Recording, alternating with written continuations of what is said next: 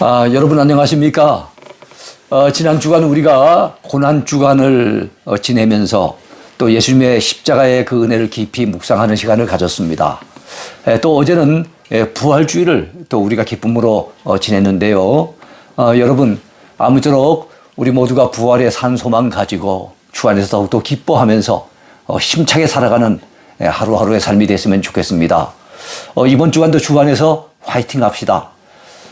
이번 주간부터는 우리가 강의 진행하는 방식을 조금 변경하려고 합니다. 그동안은 매주 4일 강의를 했어요. 월, 화, 수, 목 하루에 30분 남짓 이렇게 강의를 해왔는데요.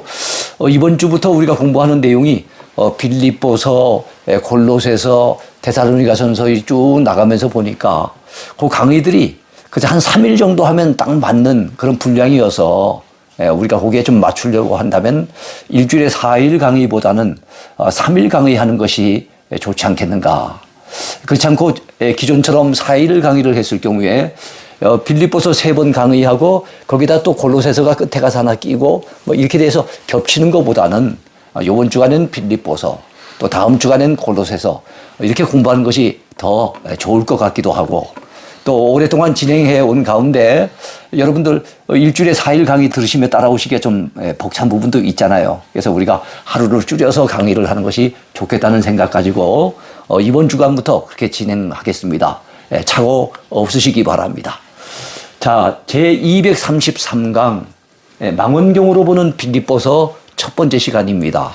오늘부터 내일 모레까지 빌립보서를 공부하겠습니다. 오늘 주제는요, 빌립보에 전해진 바울의 편지라고 하는 제목으로 빌립보서의 전체적인 서론 부분을 공부하도록 그리 하겠습니다. 자, 빌립보서 들어가기입니다. 먼저 명칭을 살펴보겠습니다. 왜 빌립보서를 빌립보서라고 부를까요? 자, 빌립보서의 헬라어 원전의 명칭은 빌립보인들에게라고 되어 있습니다. 우리 한글 명칭을 보면 빌립보서 하니까 그 지명만 나와 있지 않습니까? 그런데 헬라어 원전에서는 지명과 함께 인명을 같이 붙여서 이름을 붙였다 하는 것을 알 수가 있습니다. 왜냐하면 빌립보인들에게, 빌립보 사람들에게니까 지명만 붙은 게 아니죠. 그 사람들도 들어가 있는 그런 이름이라 볼 수 있는 거죠. 자, 빌립보 지역에 살고 있던 성도들에게 보내기 위해서 이 빌립보서가 기록된 것을 알 수가 있는 것입니다. 두 번째입니다. 저자 및 수신자를 같이 살펴보겠습니다. 자, 빌립보서의 저자는요, 사도 바울이죠. 바울서신이니까요. 바울서신 모두 13권 중에 한 권입니다. 자, 본서 1장 서두에 사도 바울의 이름이 언급이 되어 있어요. 바울과 함께 디모데의 이름이 함께 언급된 것을 볼 수가 있습니다. 자, 빌립보서는 바울서신 가운데 로마서부터 시작을 해서 그 순서상 6번째 위치에 있는 성경이라고 이렇게 볼 수 있습니다. 자, 빌립보서는 사도 바울이 로마 감옥에 갇혔던 1차 투옥의 후반기, 서기 62년에서 63년경에 기록된 것으로 추정을 하지요. 그래서 바로 옥중서신 중에 한 권입니다. 옥중서신 하면은 모두 4권인데요. 에베소서, 빌립보서, 골로새서, 빌레몬서 그렇게 4권입니다. 그 4권 가운데 한 권이 바로 이 빌립보서입니다. 자, 본서에 나의 매임이라고 하는 말이 여러 번 등장하는 것을 볼 수가 있어요. 빌립보서 1장 13절과 14절과 17절에 사도 바울이 매여 있다는 표현이 나와 있는 겁니다. 그것이 바로 감옥에 갇힌 그 모습을 설명한 것이라 이렇게 보면 되겠습니다. 자, 빌립보는 헬라, 오늘날의 그리스입니다. 헬라의 북부 지역을 마게도냐 지방, 남부 지역을 아가야 지방 그러지 않습니까? 근데 그 북부 지역인 이 마게도냐 지방에 중심 도시가 몇 개 있어요. 데살로니가, 베레아, 빌립보 이런 도시들이 있는데 그 주요 도시 가운데 한 도시입니다. BC 350년경에 이 빌립보 시가 세워졌다 그래요. 그때 마게도냐의 대왕이었던 그리고 알렉산더의 부친이었던 빌립 2세, 이 빌립 2세에 의해서 이 도시가 세워지게 됩니다. 그러면서 그 대왕의 이름을 따와서 바로 빌립보라고 하는 이름이 붙여지게 된 것입니다. 빌립보는 본래 금이 많이 생산되었던 곳으로 유명해요. 그래서 판게온 광산이라고 하는 유명한 금강이 또 많이 알려져 있습니다. 자, 빌립보 교회는요, 사도 바울이 2차 선교 여행 때 제일 먼저 세운 유럽 최초의 교회로 알려져 있습니다. 유럽 최초의 교회가 바로 이 빌립보 교회입니다. 자, 두아디라 출신의 자주색 옷감 장사가 있었죠. 그 사람이 누굽니까? 루디아라고 하는 여인인데, 이 루디아의 집에서 예배 모임을 가지면서 자연스럽게 출발한 교회가 바로 이 빌립보 교회입니다. 빌립보서의 수신자는 바로 빌립보에 사는 모든 성도와 또한 감독들과 집사들로 이렇게 기록되어 있습니다. 그러니까 빌립보 지역에 사는 성도들, 또 그들을 지도하는 감독들, 그리고 교회에서 앞장서서 봉사하는 집사들이 바로 이 빌립보서의 수신자라고 이렇게 알려져 있습니다. 자, 그들 중에 상당수는요, 사도 바울이 빌립보에 머물며 선교할 때 그에게 복음을 전달받은 사람들이었을 것이라고 이렇게 여겨집니다. 자, 그러면 세 번째 기록 연대입니다. 빌립보서는 언제 기록됐을까요? 자, 우선 이 빌립보서가 옥중서신이라는데 우리가 주목할 필요가 있겠죠. 사도 바울이 로마 감옥에 1차 투옥됐을 때가 서기 61년에서 63년 사이입니다. 그러니까 빌립보서도 그때 기록된 것으로 그렇게 우리가 봐야 될 것 같습니다. 자, 네 번째는 중심 주제입니다. 이 빌립보서의 중심 주제, 어떤 주제를 담고 있을까요? 사도 바울에게서 빌립보서를 전달받은 이 빌립보 교회는요, 사도 바울이 2차 전도 여행을 다니면서 세웠던 첫 번째 교회입니다. 사도 바울이 소아시아 지역, 현재 터키 지역에서 특별히 어떤 환상을 보게 되죠. 밤에 환상을 보는데 그 환상을 봤던 곳이 바로 드로아라고 하는 곳입니다.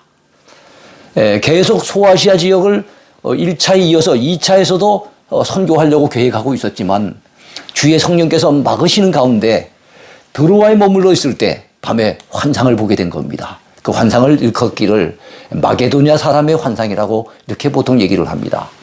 한 마게도냐 사람이 건너와서 우리를 도와달라고 하는 그런 외침 소리를 듣고 하나님께서 저곳으로 건너가서 복음을 전하라고 하시는 뜻인 줄로 그렇게 믿고 받아들여서 그 지역으로 건너가게 됩니다. 그 지역이 바로 유럽의 첫 번째 도성이라고 할 수 있는 바로 빌립보였어요. 그래서 유럽의 첫 번째 성이 바로 이 빌립보였죠. 그래서 거기서 선교를 함으로써 복음을 전함으로써 교회를 세우게 되고 그 교회가 바로 우리가 알고 있는 빌립보 교회입니다. 자, 빌립보가 위치한 이 마게도냐 지방은요, 그리스의 북부 지역을 가리킵니다.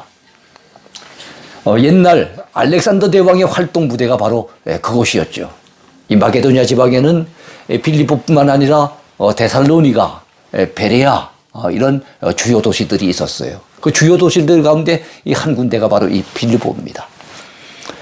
자, 사도 바울은 강가에서 기도하다가 누구를 만나게 되면 바로 자주색 옷감 장사 루디아를 만나게 되고 그녀의 요청에 의해서 이 루디아의 집에서 머무르면서 그곳에서 예배 모임을 가지게 되는데 자연스럽게 그 예배 모임을 가지면서 이 빌립보 교회를 개척하게 되었던 것이죠.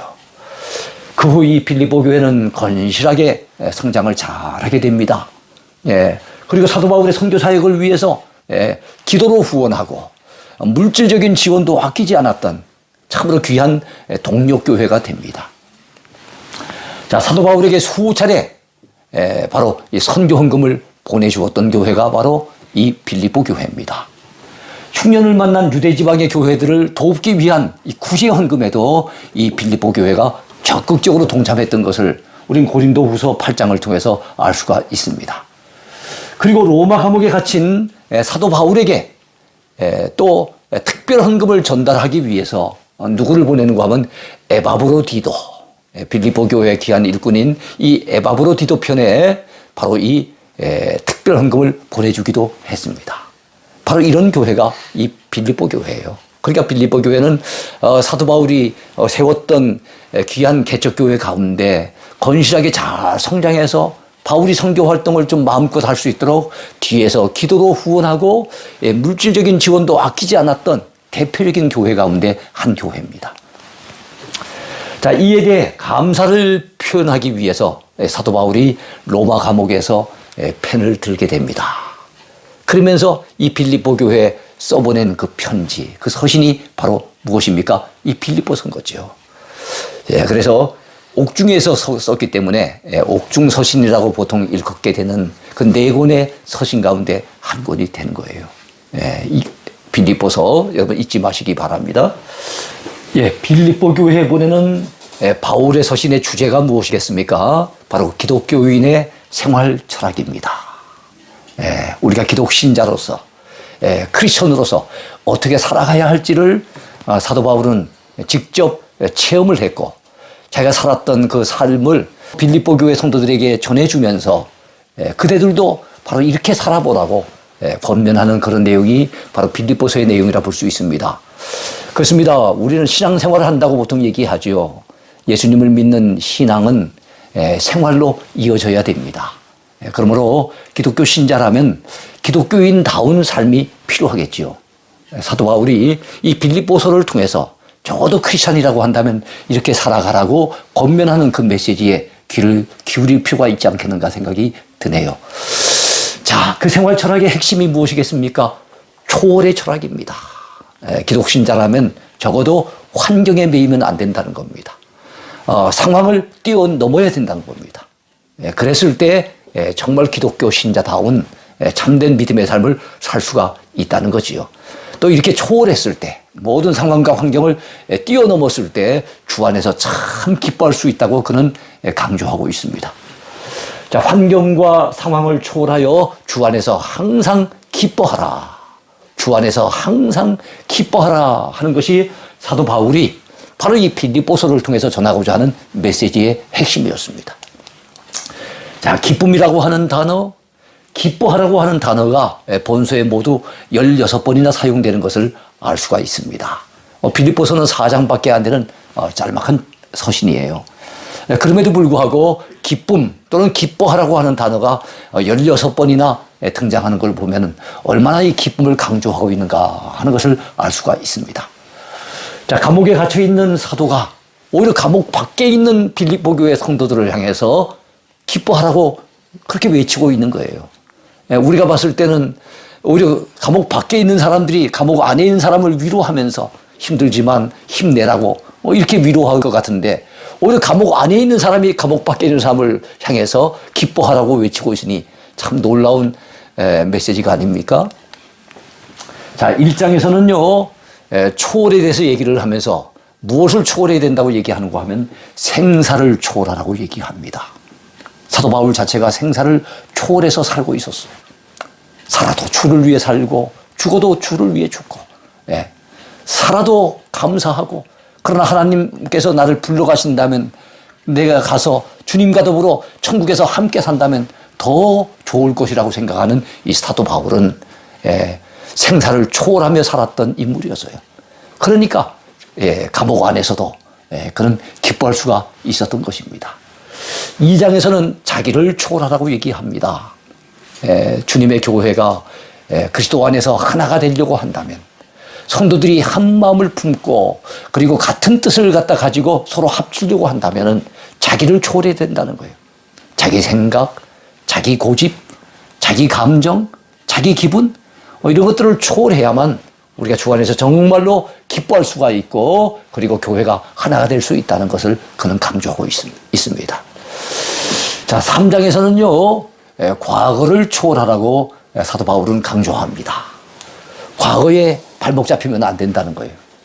과거의 자랑거리에 얽매이면 안 된다는 거예요. 그러면서 미래를 향해 나아가라고 그는 강조하고 있습니다. 4장에서는요 물질적인 염려를 초월하라고 그렇게 가르치고 있습니다. 물질적인 염려에 붙들리면 안 된다는 거지요. 그런 어려운 상황 속에 선교 사역을 감당하고 있었지만 그 염려를 뛰어넘어서 염려를 초월해서 살고 있었습니다. 빌립보 교회 성도들에게도 그런 삶을 살아가라고 강조하고 있는 것입니다. 5번째 생각해 볼 것은 이 빌립보서의 핵심 요절인데요. 자, 아까 빌립보서가 어떤 서신이라고 했습니까? 기쁨의 서신이라고 그랬잖아요. 기쁨의 서신. 자, 그래서 기쁨의 서신으로 잘 알려져 있는 이 빌립보서의 요절은 역시 기쁨과 관련이 있는 말씀이에요. 4장 4절 말씀입니다. 자, 어떤 내용일까요? 자, 주 안에서 항상 기뻐하라. 내가 다시 말하노니 기뻐하라. 그랬습니다. 두 번이나 반복이 되고 있죠. 근데 여러분, 정말 우리가 진정한 기쁨을 누리려고 한다면 누구 안에 살아야 됩니까? 주 안에 살아야 됩니다. 주 안에 있을 때 우린 진정 기뻐할 수가 있는 거죠. 내가 다시 말하노니라고 강조하는 것은 그야말로 이 기뻐하라는 것이 의례적인 인사가 아니라 정말로 사도 바울이 강조하고 또 강조하고 싶었던 그런 메시지라는 것을 우리는 알 수가 있는 거예요. 감옥 안에 있는 사도가 감옥 밖에 있는 빌립보 교회 성도들을 향해서 이런저런 것에 얽매이지 말고 그것을 초월해서 주 안에서 항상 기뻐하며 살라고 그렇게 강조했던 것입니다. 여섯 번째, 이 책의 특징을 살펴보겠습니다. 빌립보서는 어떤 특징을 가지고 있을까요? 자, 본서는 다른 옥중 서신들인 에베소서, 골로새서, 그리고 빌레몬서와 달리 기독교 교리에 집중하기보다는 수신자들에 대한 사도 바울의 애정을 잘 드러내고 있는 그런 책이라고 볼 수 있습니다. 사도 바울이 이 빌립보 교회에 대해서 애정을 가지고 그들의 후원에 대해서 감사를 표시하며 정말 그들이 주 안에서 정말 기뻐하면서 행복하게 살기를 진정 바라는 그런 마음으로 따뜻하게 참 위로의 메시지를 전하는 것을 우리가 알 수가 있습니다. 그런데 교리적인 부분은 그렇게 두드러지게 나타나지 않고 있습니다. 자, 그 같은 사실을 사도 바울이 바로 이 빌립보 교회 성도들에 대해서 애정을 가지고 메시지를 전하고 있다는 이런 사실들은 나라고 하는 주어가 모두 52번, 이 52회나 사용된 것으로 통해서 우리는 잘 알 수가 있습니다. 4장밖에 안 되는 짧은 책이지만 바로 나라고 하는 것을 대단히 강조하고 있는 거예요. 그러니까 사도 바울이 바로 그 빌립보 교회 어떻게 보면 개인적인 어떤 따뜻한 감정을 느끼면서 이렇게 말씀을 전한 것을 알 수가 있습니다. 자, 본서는 사도 바울의 신앙 간증들이 많이 소개되어 있는 책입니다. 사도 바울이 자신의 신앙에 입각해서 빌립보 교회 성도들에게 동일한 삶을 권고하는 내용을 담고 있습니다. 그래서 기독교인의 생활 철학이 깃든 책, 그것이 바로 이 빌립보서예요.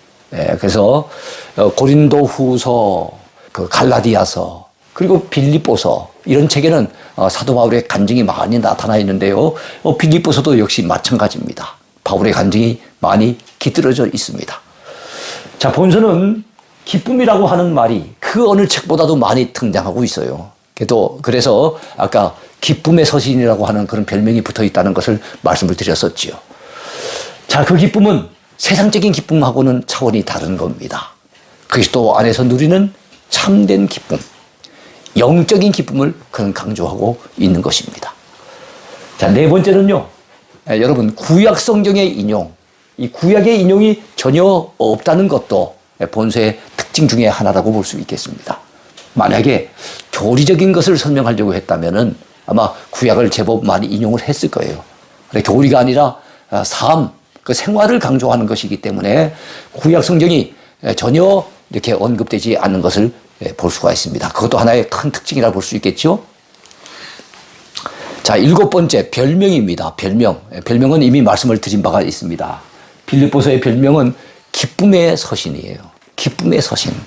기쁨의 편지.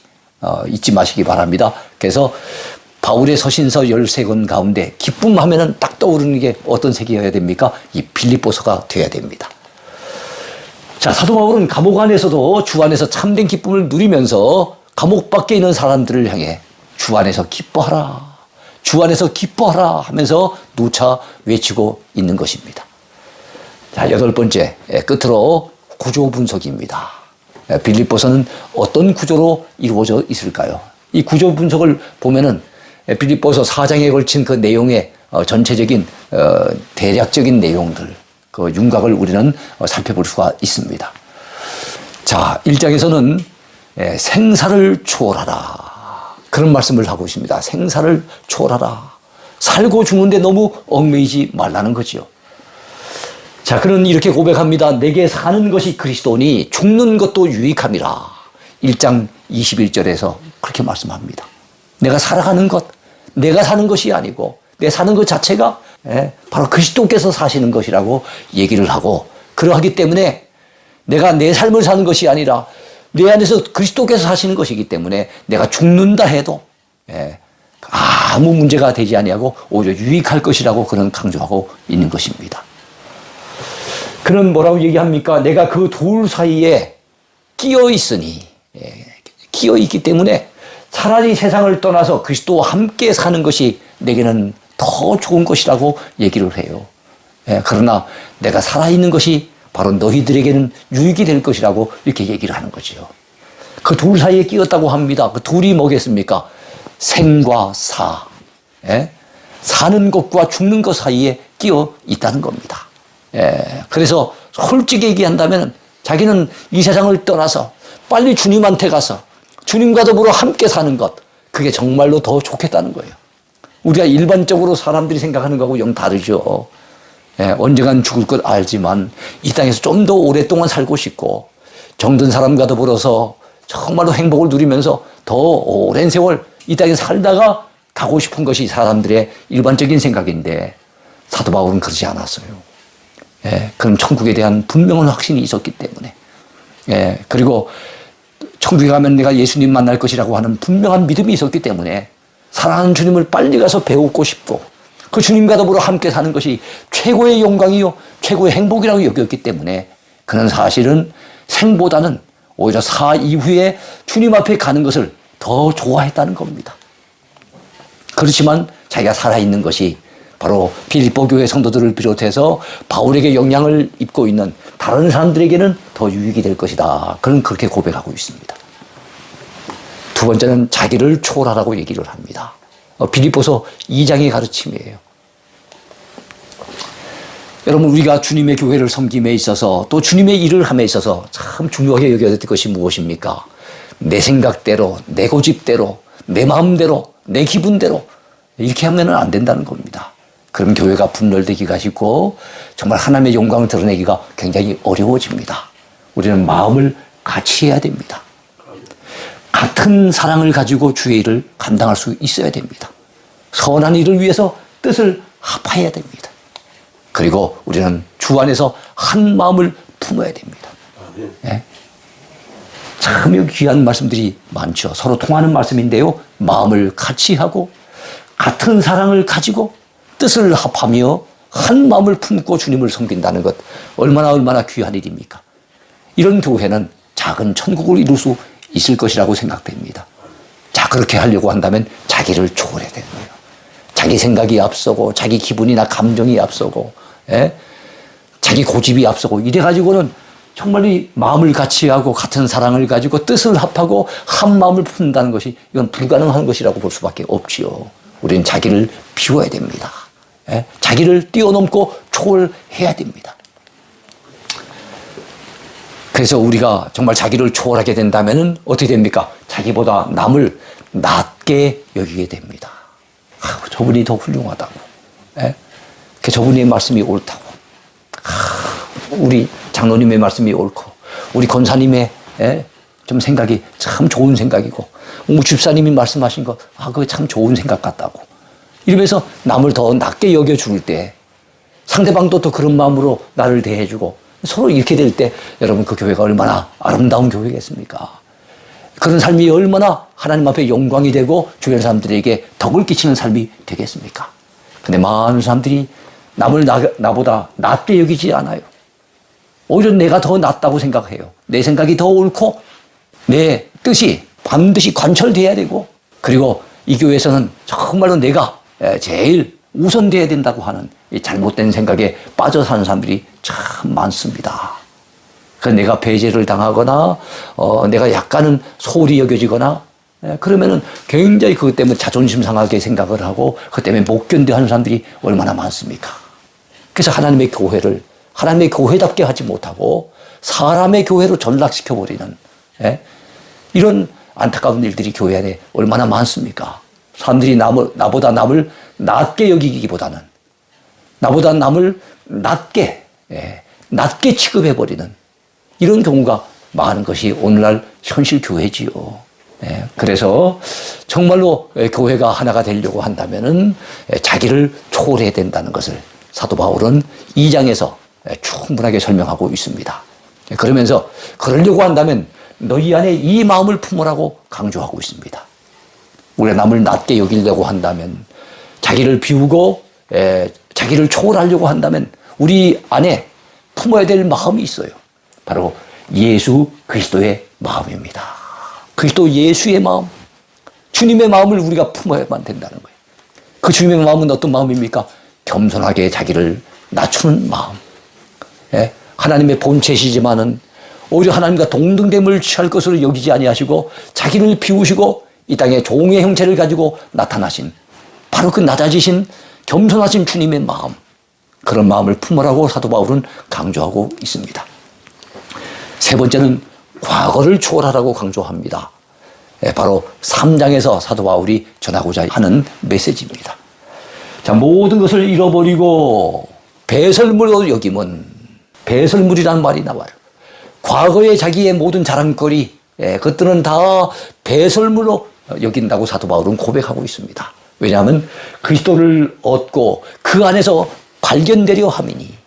자, 내가 모든 것은 다 잃어버리고 다 배설물로 여기는 이유, 주님을 얻는 게 최고고 주님 안에서 내가 눈에 띄고 발견된다면 그것이 최고의 인생이라고 그는 생각했기 때문에, 그것을 최고의 가치로 여겼기 때문에 과거의 자랑거리를 다 여러분 초월할 수 있었어요. 많은 사람들이 나이가 들어도 늘 과거의 그 자랑을 내세우면서 과거에 발목 잡혀 사는 인생들이 얼마나 많습니까? 사도 바울은 과거의 것은 다 잊어버리고 그것들은 배설물로 여기고 오히려 미래의 하나님 앞에서 받게 될 상급, 그 부름의 상을 위해서 그를 표대 삼아 달려간다고 사도 바울은 고백하고 있는 것입니다. 그래서 뒤에 있는 것은 잊어버리고 앞에 있는 것을 잡으려고 표대를 향하여 달려간다고 사도 바울은 그렇게 고백했습니다. 그는 과거지향적인 인물이 아니라 미래를 지향하며 살았던 그런 믿음의 사람이었어요. 그러면서 우리의 시민권은 하늘에 있는지라, 그는 로마의 시민권 가진 것 자랑하지 않았어요. 오히려 우리의 시민권이 하늘에 있다는 것, 하늘의 시민권을 내다보면서 그것을 사모하며 살았던 사람이 바로 사도 바울이었잖아요. 끝으로 네 번째입니다.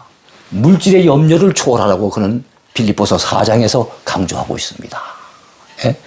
그는 초월해야만, 뛰어넘어야만, 환경을 뛰어넘고 상황을 뛰어넘어야만 주 안에서 참 기뻐할 수 있다고 강조하는데, 뛰어넘어야 될, 초월해야 될 그 대상 가운데 하나가 염려입니다.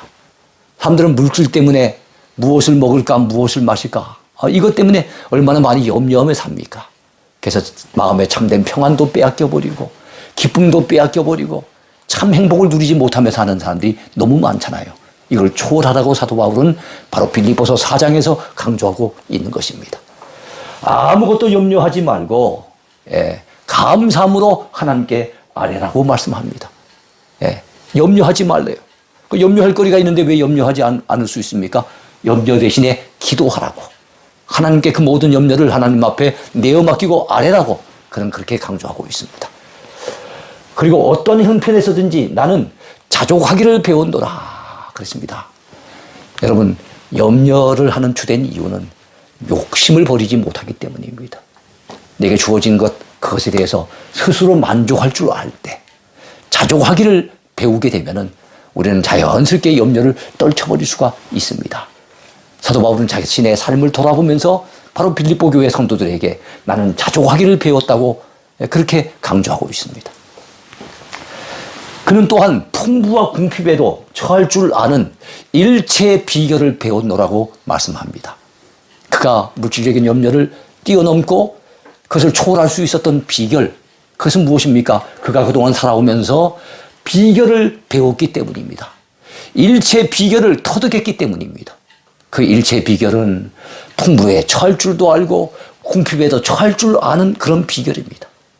사람들은 대체적으로 풍부에 처하면 교만해지기 쉽습니다. 그리고 궁핍에 처하면 비굴해지기 쉽습니다. 근데 사도 바울은 그동안에 참으로 여러 경험을 통해서 비결을 깨우쳤는데 풍부에 처해도 교만하지 않을 수 있는 비결, 오히려 풍부에 처하면서 감사할 수 있는 비결, 그리고 궁핍에 처해져도 절대로 비굴하지 않을 수 있는 비결, 오히려 그 속에서 만족을 찾을 수 있는 그런 비결을 터득했노라고 그는 그렇게 소개하고 있는 것입니다. 특별히 그는 이렇게 강조합니다. 예, 참 빌립보서 4장 13절 유명한 말씀인데요. 내게 능력 주시는 자 안에서 내가 모든 것을 할 수 있느니라. 그가 염려를 초월할 수 있었던 비결, 바로 내 인생의 배후에 내게 능력 주시는 그 하나님, 그 하나님이 내 배후에서, 내 등 뒤에서 나를 도와주실 것을 분명히 믿었기 때문에 그분을 의지하는 그 믿음으로 인해서 그는 모든 것들을 넉넉하게 감당할 수 있었다고 고백하고 있습니다. 그래서 사도 바울이 이 빌립보서를 통해서 그가 참 세상의 환경이나 상황이나 이런 데 얽매이지 아니하고 그것을 초월해서 살 수 있었던 비결, 그것을 소개해주고 있는 것입니다. 그것이 빌립보서예요. 그를 다 초월했더니 주 안에서 항상 기뻐하며 살 수 있었고, 그는 감옥 안에서 이 서신을 쓰고 있습니다만은 그는 감옥 안에서도 기뻐할 수가 있었던 거지요. 그래서 사도 바울이 전하는 이 빌립보서의 귀한 메시지를 통해서 우리도 주 안에서 참된 기쁨을 누리며 사는 복된 하루가 되어지고 우리의 남은 생애가 되어졌으면 좋겠습니다. 여러분 주 안에서 기뻐하십시오. 주 안에서 오늘도 행복하시길 바랍니다. 감사합니다. 하나님의 꿈이 나의 비전이 되고 예수님의 성품이